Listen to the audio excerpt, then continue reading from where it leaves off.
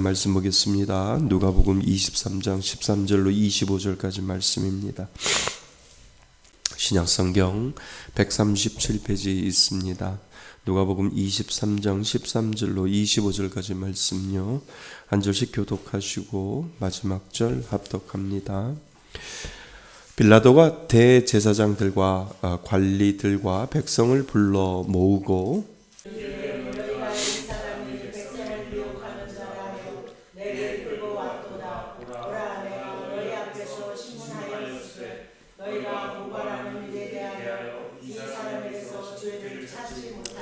헤롯이 또한 그렇게 하여 그를 우리에게 도로 보내었도다. 보라, 그가 행한 일에는 죽을 일이 없느니라. 없음.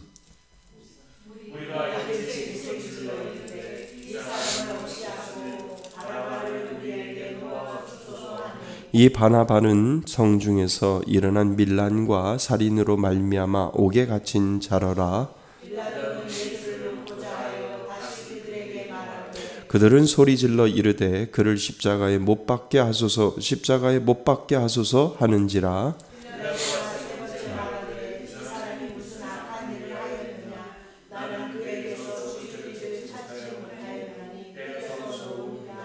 그들이 큰 소리로 재촉하여 십자가에 못 박기를 구하니 그들의 소리가 이긴지라.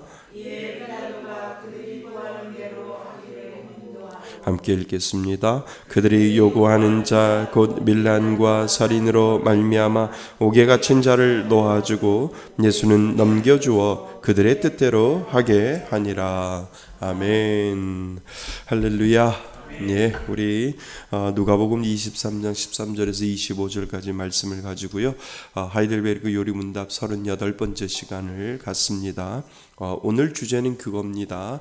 주님은 왜 본디오 빌라도에게 고난을 받으셨는가 라고 하는 제목입니다.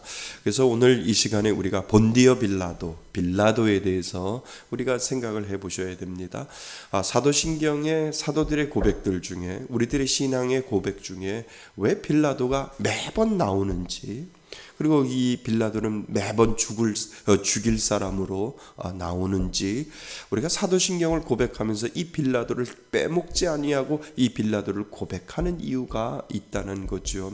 거기에는 빌라도의 잘못도 있고 또 빌라도를 세우신 하나님의 뜻이 그 가운데 있어서 빌라도라고 하는 그 이름 가운데 분명히 우리가 알아야 될 부분도 있고, 그 빌라도를 통해서 예수 그리스도가 십자가에 못 박혀 돌아가신 그 이유를 우리들에게 가르쳐 주었는데, 그 빌라도가 우리에게 미치는 영향이 무엇이고 그 빌라도가 우리에게 주었던 것은 무엇인지를 우리가 다시 한번 생각해 볼 필요가 있어서 하이델베르그 요리문답 38번째 시간에 38번째 시간에는 이 빌라도를 왜 굳이 빌라도라는 이름을 써서 예수님이 이 빌라도에게 고난을 받으셔야 하는가라고 하는 질문에 대한 답을 우리가 더 구체적으로 찾아볼 수가 있습니다. 자, 문 38문.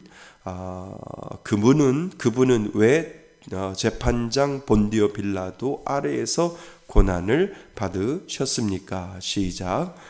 그리스도는 죄가 없지만 세상의 재판장에게 정죄를 받으셨으며 이로써 우리에게 임할 하나님의 주범한 심판에서 우리를 구원하셨습니다.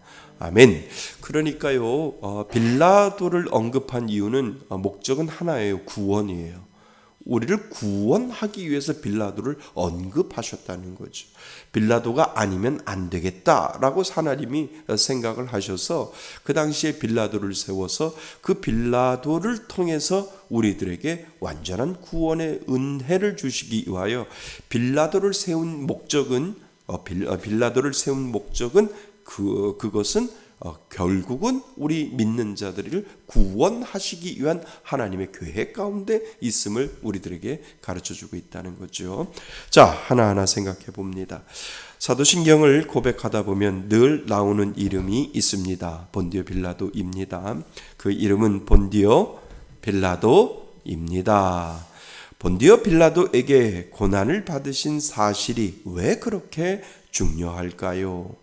그것은 그리스도의 무죄함을 증거하고 자기 백성의 죄를 대신하기 위하여 필요했던 것입니다. 결론적으로는 필요했다는 거예요. 결론적으로. 그래서 그 필요했던 필요에 동그라미를 치시면 나중에 더 이해가 됩니다. 그러니까 그리스도 예수님의 무죄함을 증거하고요. 그리고 자기 백성의 죄를 대신하기 위해 이 빌라도가 필요했다라고 이렇게 결과론적인 거로 우리들에게 이야기를 해주고 있다는 거죠. 본디오 빌라도는 예수님을 재판하여 죄가 없는 줄 알면서도 빌라도가 알았다는 거예요. 오늘 성경에도 보면 빌라도가 예수님이 죄 없는 거 알았다는 거예요. 알았는데도 예수님을 놓아주지 아니하고 죽음으로 내모는 거죠. 그래서 본디오 빌라도는 예수님을 재판하여 죄가 없는 줄 알면서도 죽음에 내어준 사람입니다 라고 이렇게 이야기를 합니다. 그는 마음속으로 죄 없으신 예수님을 놓아주고 싶었습니다. 그러나 결국은 그의 명성, 그죠? 자신의 명성이 헤어질까봐 그의 명성과 사람들을 좋게 하려고 정의를 희생시키고 말았습니다 라고 되어 있어요. 그러니까 결과론적으로 빌라도가 나쁜 놈이 되었는데, 빌라도가 나쁜 사람이 되었는데 하나님은 그 빌라도를 사용하셨고 그 빌라도를 통해서 우리들에게 궁극적인 목적인 구원을 이루어 가셨다는 거죠. 만약에 그럴 일은 없겠지만 그럴 수도 있겠죠. 하나님이 이 빌라도가 죄가 없어, 예수를 풀어줘야 돼 라고 했을 수도 있다는 거죠. 그러면 하나님은 하나님의 결과론적인 이야기는 또 다른 빌라도와 같은 그 나쁜 사람을 하나님은 사용했겠지요. 왜냐하면 빌라도의 위치에 맞는 그 빌라도가 행할 수 있는 그 위치와 지위를 가지고 빌라도가 행할 수 있는 그 일을 해야만 예수님이 십자가에 못 박혀 돌아가셨다면, 결과적으로 하나님의 계획하심은 빌라도인데 혹시 나중에 그럴 일은 절대 없지만 빌라도가 아닌, 빌라도가 회개하고 돌아왔다면 하나님은 똑같은 반열에 있는 똑같은 그것을 할 수 있는 빌라도를 하나님이 분명히 세웠을 것이다 라고 하는 것을 우리는 먼저 생각해 볼 필요가 있는 거지요. 그런데 결과론적으로는 하나님은 빌라도를 계획하셨고요. 그리고 그 빌라도를 통해서 하나님은 그 은혜를 그 빌라도를 통해서 그 구원에 이루시는 그 목적을, 하나님은 구원을 이루어가는 목적을 우리들에게 보여주었다라고 하는 겁니다. 자, 그래서요, 그의 죄는 많이 있습니다. 누구의 죄요? 빌라도의 죄가 많이 있다는 겁니다. 첫째는 예수님에게 죄가 없다는 것을 잘 알면서도 예수님을 즉시 뭐하지 않았어요? 석방하지 않았습니다. 그것이 첫 번째 죄예요. 그리고 두 번째는 예수님을 때린 후에 놓아주려고 결심한 것입니다. 그러니까 예수님에게 책짓질하는 것은 그에게 죄가 없다는 것을 암시하기 때문이죠. 만약에 죄가 있으면 그 예수님을 감옥에 집어넣고 했을 텐데, 그 빌라도가 때린 후에 놓아주려고 결심했다는 것은 죄를 찾아볼 수 없으니까, 그 죄를 찾아볼 수 없으니까 그냥 때려서라도 그냥 내보내고 싶다라고 하는 그 빌라도의 마음이 그 가운데 있다는 거죠. 그러니까 예수님에게 책짓질을 하는 것은 그에게 죄가 없다라고 하는 것을 암시시켜 주는 거예요. 그것이 빌라도가 가지고 있는 두 번째 죄다라고 하는 거죠. 그 다음에 세 번째는 빌라도는 예수님을 누구와 나란히 세운 것입니다. 누구와? 바라바. 그죠? 바라바는 죄가 있는데 예수님은 죄가 없는데, 죄 없는 예수님을 누구하고? 죄 있는 바라바하고 같은 반열에 세워놓고 심판했다라고 하는 거죠. 빌라도는 백성이 원하는 한 명의 죄수를 석방해 주는 법을 생각하고 가장 흉악한 죄수인 바라바와 죄가 전혀 없는 예수님을 뭐 했다고요? 나란히 세워놓았다라고 하는 것이 세 번째 죄라고 하는 거죠. 그렇다면 네 번째 죄는요, 백성들에게 선택을 주었다라고 하는 거죠. 공정한 심판은 그 재판관의 권위에 따른 거잖아요. 그러니까 그 권위를 따르지 아니고 자기 명성과 사람들의 인지도와 지지도를 잃어버릴까봐 그 모든 그 선택을 백성들에게 주었다라고 해서 백성들에게 선택을 주었다라고 하는 겁니다. 그는 그가 수행해야 할 정의의 일을 누구에게? 대중이 좋아하는 의견에 내어주었다라고 하는 거죠. 이것이 바로 빌라도가 가지고 있는 죄목들이다라고 하는 거죠. 많고 많은 중에 그 중에 특별히 이 네 가지는 빌라도가 피할 수 없는 죄를 범하고 있다라고 하는 겁니다. 자, 우리는 빌라도가 한 말과 행동들과 사건들 배후에, 그 사건들 배후에 하나님이 활동하고 계신 것을 우리는 볼 수 있어야 됩니다. 그러면 왜 하나님이 그 빌라도의 배후에 활동을 하고 있는지를 우리는 질문을 던져봐야죠. 마음속으로요. 왜냐하면 예수님의 생애에서 그분이 겪으신 일과 사건 하나하나가 중요한 의미를 가지고 있기 때문이지요. 그러니까 예수님이, 성경에서 나오는 예수님의 사건과 행동과 예수님의 말은 전혀 의미 없는 말과 행동이 아니라는 거예요. 다 무슨 예수님이 이 땅에 오셔서 하셨던 행동과 말과 모든 일들은 예수님의 의미 있는 일들이 다 그곳에 있다라고 하는 거죠. 그래서 예수님의 생애에서 그분이 겪으신 일과 사건 하나하나가 중요한 의미를 가지고 있기 때문입니다.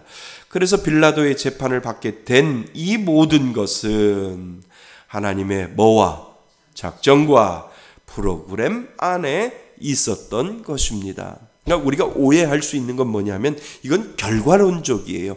하나님이 그렇게 해서 빌라도를 사용했고 빌라도를 통해서 이렇게 하나님이 만들어 놓았다라고 하는 것을 결과론적으로 우리는 배우고 있다라고 하는 거예요.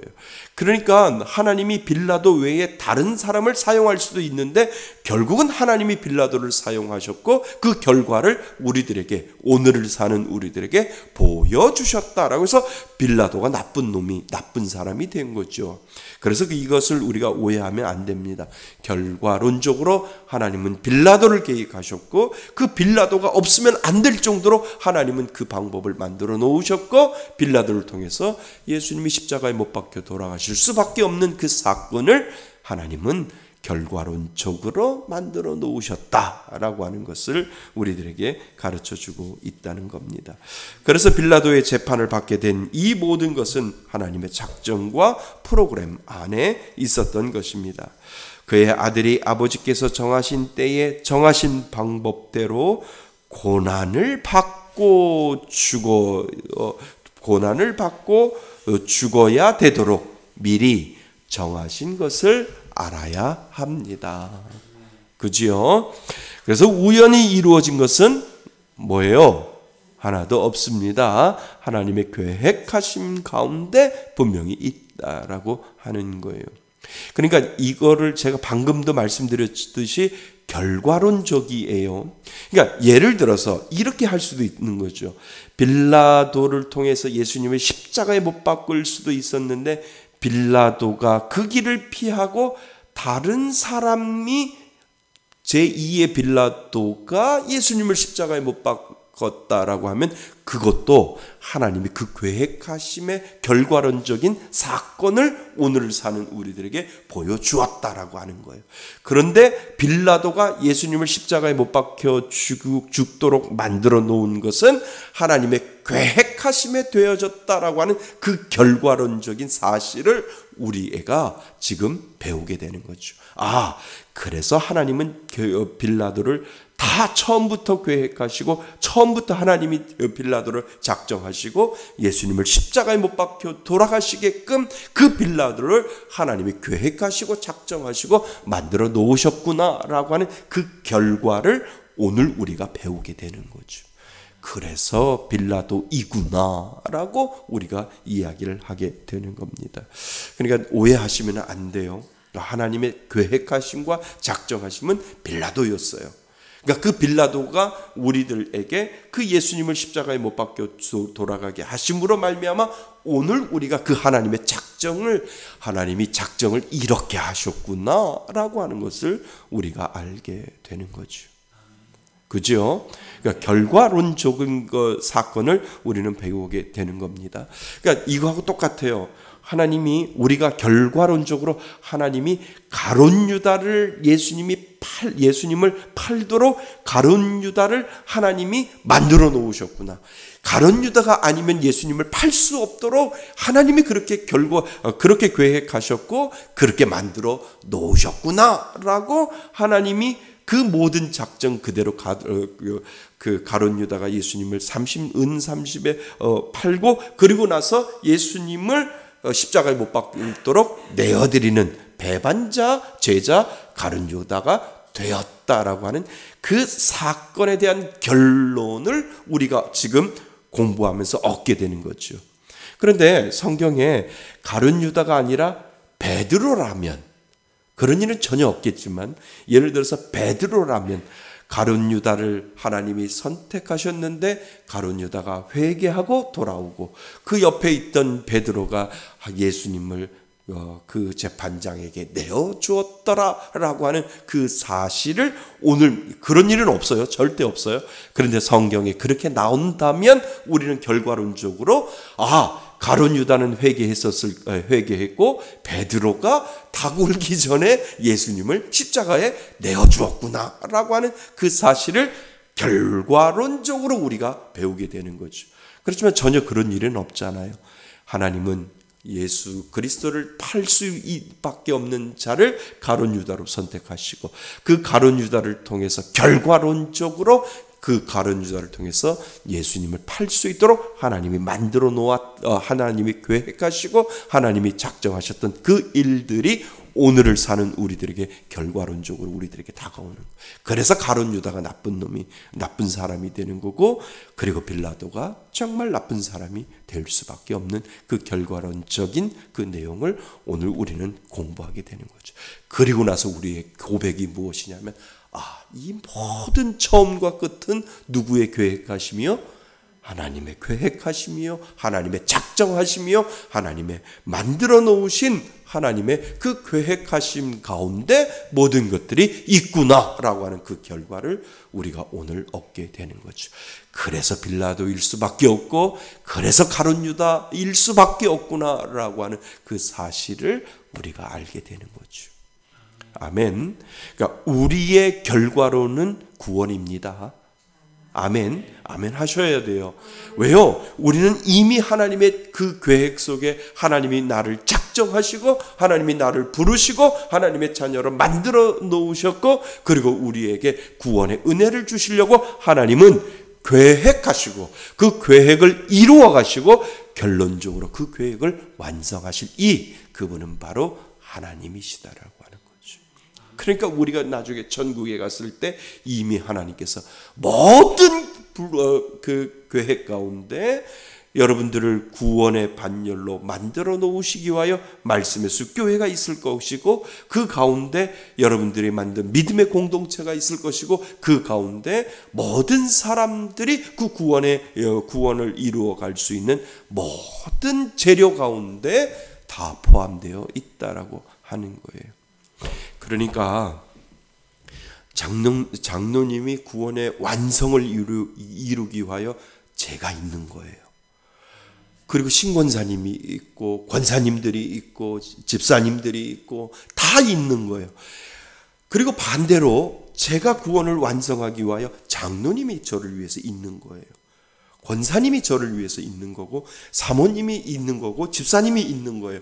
그러니까 서로 쌍생적인 하나님이 만들어 놓으신 그 계획을 만들어가서 하나로 이루어 가시는 하나님의 구원의 은혜가 분명히 있다라고 하는 거예요.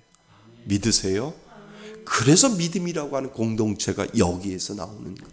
그 믿음에 대한 공동체를 통해서 장로님을 위해서 이 김 목사가 있는 거고, 김 목사를 위해서 장로님이 있는 거고, 나를 위해서 집사님이 나한테 있는 거고, 집사님을 위해서 이 목사가 있는 거고, 권사님을 위해서 내가 있는 거고, 나를 위해서 권사님이 있는 거고, 이 모든 것들을 하나님의 계획 가운데 분명히 이루어졌다라고 하는 거죠.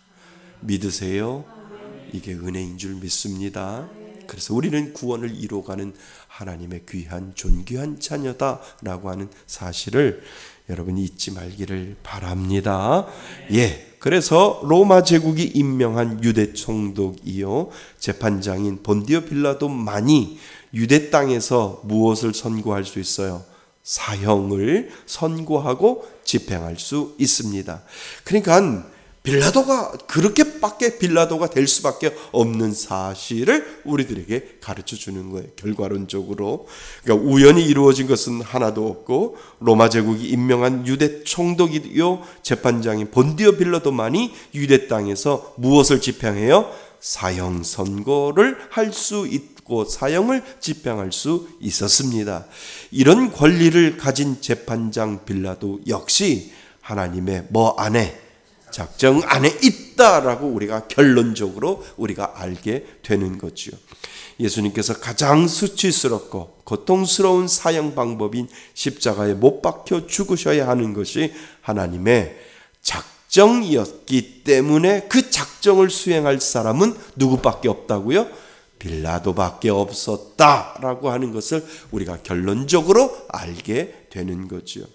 하나님의 작정과 섭리 가운데서 예수님은 본디오 빌라도 앞에서 재판을 받아야 십자가의 죽음에 내어주게 된 것입니다.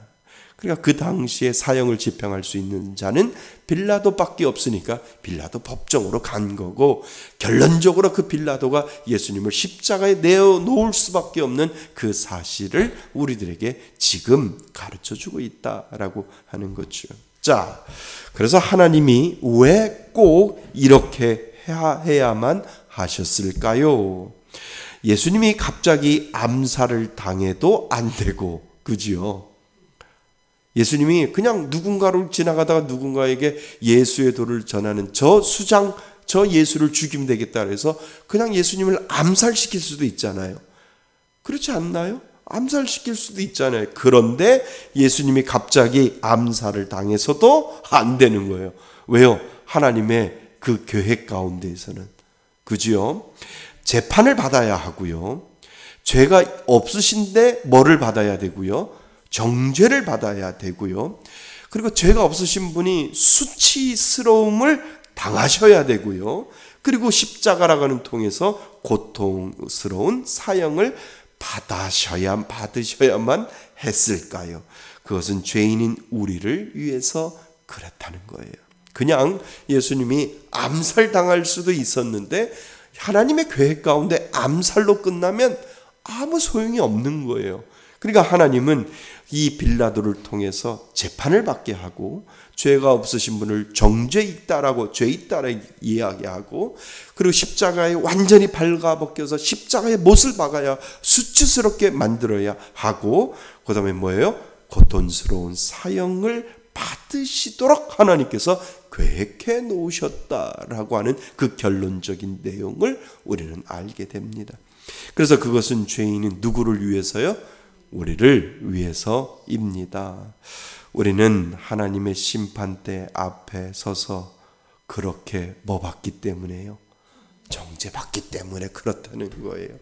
너희들이 예수를 믿지 아니하고 너희들이 하나님 앞에 제대로 서 있지 아니하면 너희들도 재판을 받게 되고 정죄를 받게 되고 가장 수치스러움을 하나님 앞에 당하게 되고 가장 고통스러운 사형을 너희들은 하나님 앞에서 심판받을 때 그렇게 당할 것이다 라고 하는 그 사실을 예수님을 통해서 우리들에게 보여주고 있는 거죠. 너희들이 예수를 믿지 아니하면 심판을 받을 것이고 정죄를 받을 것이고 수치스럽고 고통스러운 그 상황을 너희들이 담당할 것이다 라고 하는 것을 예수님을 통해서 우리들에게 미리 하나님이 보여주시는 거지요. 예수님은 우리를 위해서 대속하셨잖아요. 그죠? 대속하셨기 때문에 믿는 자에게는 이 모든 것들이 예수님이 나를 위해서 다 해주고 가셨기 때문에 나는 이러한 절차를 밟지 않는다는 거예요. 누가 나를 위해서 대신해 주셨기 때문에 예수님이 나를 위해서 분명히 하나님 앞에 내가 재판을 받을 것이고 하나님 앞에 정죄를 당할 것이고 하나님 앞에 창피스러운 것은 다 당할 것이고 그리고 고통이란 고통을 하나님 앞에 다 당할 것인데 누가 예수 그리스도가 나를 위해서 이미 그 모든 것들을 다 해주셨기 때문에 내가 그를 믿는 자마다 구원을 얻을 수 있는 그 은혜를 하나님이 예수를 통해서 우리들에게 보여주셨다는 거죠. 그러니까 예수가 없으면 하나님 앞에 가면 이거를 다 당한다니까요.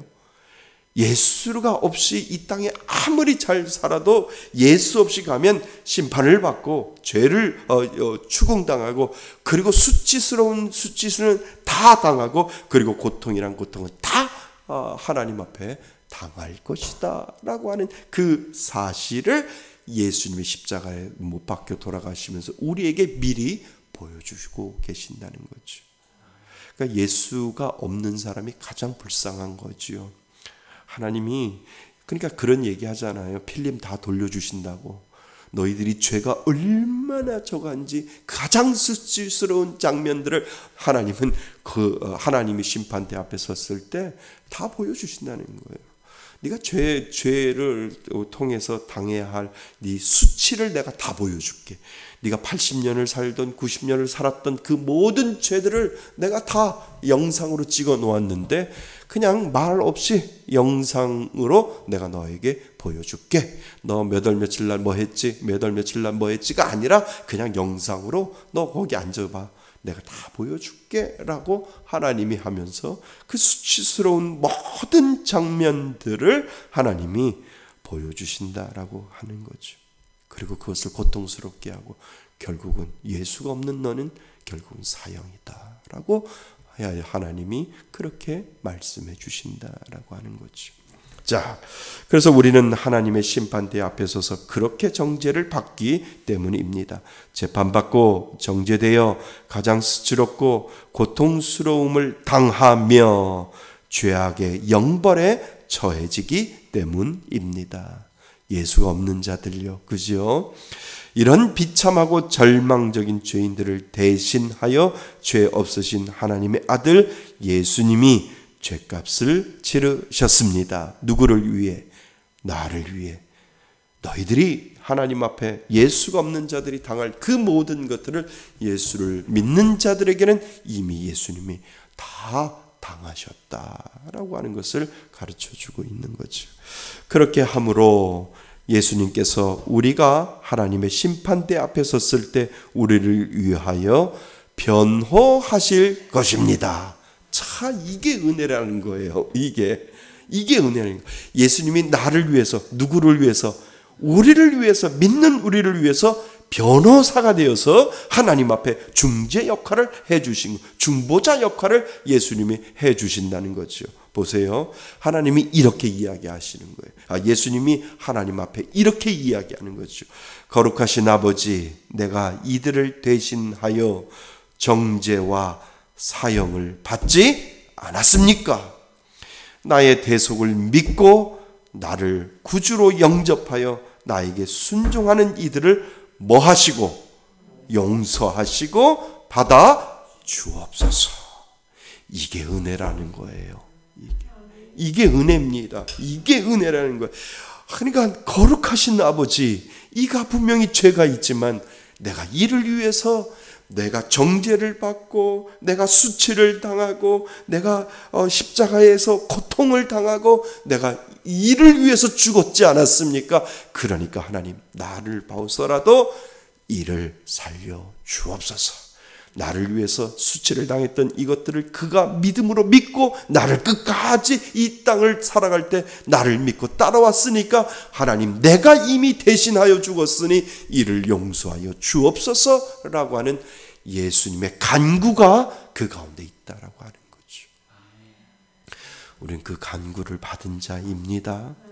그래서 우리가 하나님 앞에 섰을 때 예수의 이름으로 서는 거예요.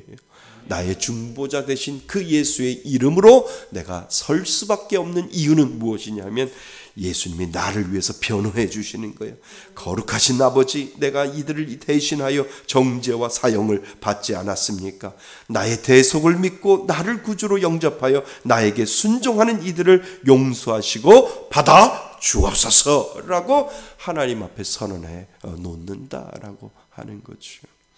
이것이 은혜인 줄 믿습니다. 예, 우리 한번 거룩하신 아버지부터 시작해가지고 예수님의 마음이 되어서 우리가 하나님 앞에 섰을 때 예수님이 이렇게 간구하는 그 모습으로 우리가 한번 큰 소리로 한번 읽어보겠습니다. 시작. 가신 아버지, 내가 이들을 대신하여 정죄와 사형을 받지 않았습니까? 나의 대속을 믿고 나를 구주로 영접하여 나에게 순종하는 이들을 용서하시고 받아 주옵소서. 아멘. 이것이 바로 예수님이 우리를 위하여 오늘도 간구하고 있다라고 하는 거죠. 이것이 은혜인 줄 믿습니다. 그래서 예수님만이 우리의 유일한 중보자와 구속자가 되는 것입니다. 우리는 다 정죄받아 지옥 영벌에 처해져야만 마땅한 죄인들입니다. 성령께서 복음으로써 내 마음에 믿음을 넣어주셔서 그리스도를 믿고 그에게 전적으로 의지하게 해주신 것, 그것은 은혜인 줄 믿습니다. 예. 그래서 본디오 빌라도에게 재판을 받고 죽음에 넘겨져 고난을 받고 죽이신 예수님의 대속 공로 때문에 우리는 하나님의 의로운 심판에서 정죄와 형벌을 받지 않게 되었습니다. 아멘. 예. 그래서 예수님을 믿음으로 그리스도의 의를 입게 되었으며 영생을 얻고 하나님의 자녀가 된 것, 정말 축하해야 할 일이지요. 아멘. 예. 옆에 분한테 한번 해보세요. 축하합니다. 예. 축하합니다. 축하합니다. 축하합니다. 예. 이것이 은혜라는 거예요. 축하 못 받는 사람도 있다는 거예요. 하나님, 나를 그리스도의 의를 옷을 입게 만드시고 영생을 얻게 하여 주신 하나님의 자녀 되게 하여 주신 것, 하나님 감사합니다. 이 믿음의 은혜로 살아가시기를 바랍니다. 자, 결론. 우리는 장차 우리 대신 빌라도에게 고난을 받으신 예수 그리스도의 심판대 앞에 서게 될 것입니다. 나를 대속하신 예수 그리스도를 나의 주와 구주로 믿고 그분의 것으로 그를 섬기면서 살았는지 그렇지 않았는지를 심판을 받게 될 것입니다.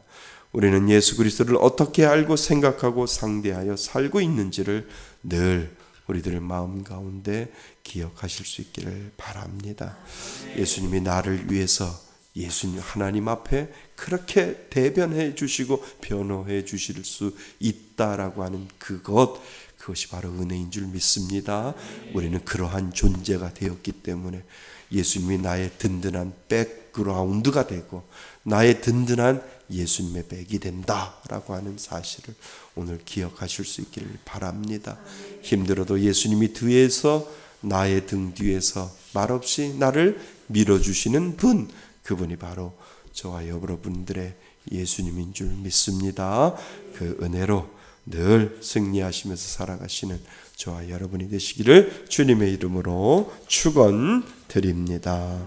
아멘. 오늘 주시는 말씀을 가지고 우리 기도할까요? 예수님, 본디오 빌라도가 빌라도를 통해서 예수님이 십자가에 못 박혀 돌아가신 이유는 예수님이 나를 위해서 구원을 이루시기 위하여 하나님이 온전히 계획하신 것을 믿사오니 하나님, 나에게 이 은혜를 주셔서 영원히 예수님이 나의 변호인이 되어서 하나님 앞에 섰을 때 모든 일들을 예수님이 변호해 주시니 감사합니다. 그 믿음의 고백을 하나님 앞에 감사로 올려드렸으면 좋겠습니다. 우리 다 같이 기도합니다. 하나님,